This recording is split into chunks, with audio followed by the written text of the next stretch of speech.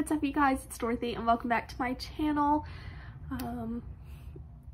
If you guys are new here, thank you for stopping by. Don't forget to give this video a big thumbs up, comment down below what you want to see in the future, click that subscribe button, and turn on my notifications if you want to, so that way you can be informed every time I post a single video, because who wouldn't want to be informed about when I post videos, because a lot of you really enjoy me reading, especially A Good Girl's Guide to Murder, since the majority of my videos are getting hundreds of views. Sort of. Like one video in the first chapter is almost at 2,000 views, and I'm really appreciative of you guys for watching and taking the time to follow along on this journey of this book, and let's get back into it and see what Pip has discovered. This video may contain foul language and sensitive topics. If you do not wish to continue, please click off of this video now. You have been warned. Writing. Chapter 22 of A Good Girl's Guide to Murder.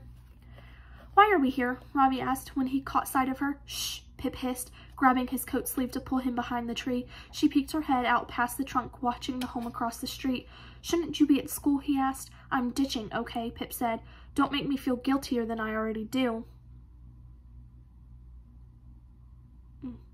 "You never played hooky before?" "Only ever missed 4 days of school ever, and that was because of chickenpox," she said quietly, her eyes on the large, detached house. The bricks speckled from pale yellow to dark russet and were overrun with ivy that climbed to the roof line. The driveway was empty, and the large white garage door winked the morning sunshine back at them. It was the last house on the street before the road climbed up to the church. "What are we doing here?" Robbie said, tucking his head around the other side of the tree to look at Pip. "I've been here since just after 8, she said, hardly pausing to breathe. "Becca's mom left just as I was arriving. My mom says she works part-time at a non-profit in Norwalk, and Becca left about 20 minutes ago. She's interning at the Fairview Mail office." "Sorry, there are sirens right now."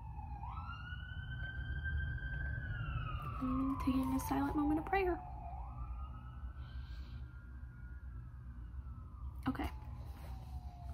It's only 9:15 now, so they should both be out for a while, and there's no alarm on the front of the house. Her last words slipped into a yawn. She hardly slept last night, waking to stare again at the text from unknown until the words were burned into the underside of her eyelids, haunting her every time she closed her eyes. "Pip," Robbie said, "tell me you're not thinking what I think you're thinking." He was looking at her in his telling off way already. "We're breaking in," she said.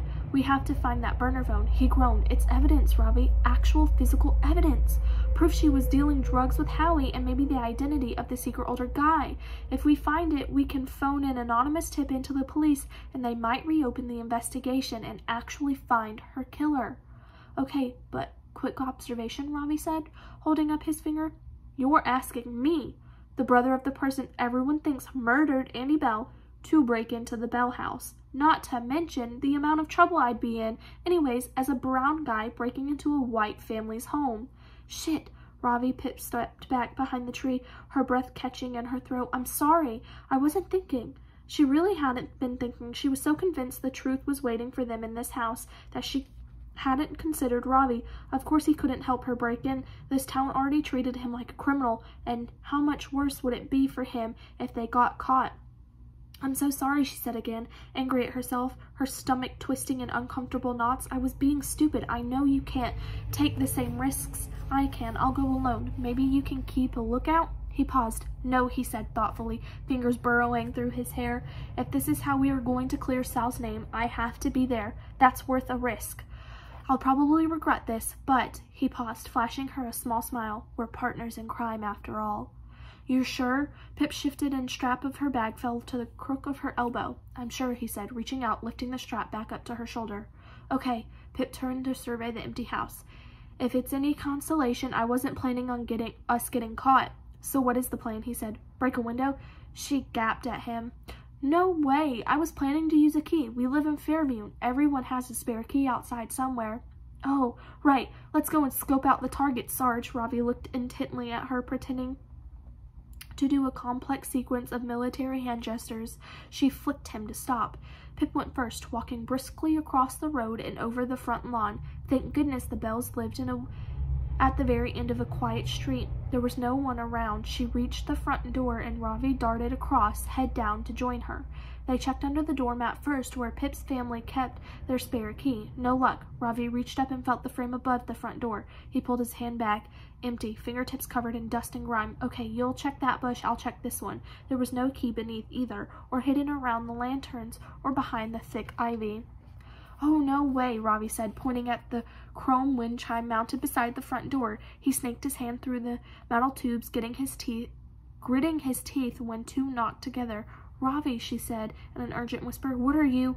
He pulled something off the small wooden platform that hung in the middle of the chimes and held it up to her. A key with a little nub of old tape attached. Aha, he said. Student becomes master. I'm coming for your title, Sarge. Sure, Sing. Pip lowered her bag and rustled inside. What? I don't even want to ask, Ravi laughed, shaking his head as Pip removed bright yellow rubber gloves and put them on. I'm about to commit a crime, she said. I don't want to leave any fingerprints. She held out her fluorescent yellow palm, and Ravi placed the key into it. There's a pair in here for you, too. She rummaged through her bag and stood up, handing him a set of purple flower-patterned ones. What are these? He asked. My mom's gardening gloves. Look, I didn't have a long time to plan this heist, okay? Clearly, Ravi muttered. They're the bigger pair. Just put them on. Real men wear floral when trespassing, Ravi said, slipping them on and clapping his gloved hands together. They were ready. Pip took a breath, shouldered her bag, and stepped up to the door. Holding her wrist steady with her other hand, she guided the key into the lock and twisted. And that is the end of chapter 22. I will see you guys in the next video for chapter 23. Bye!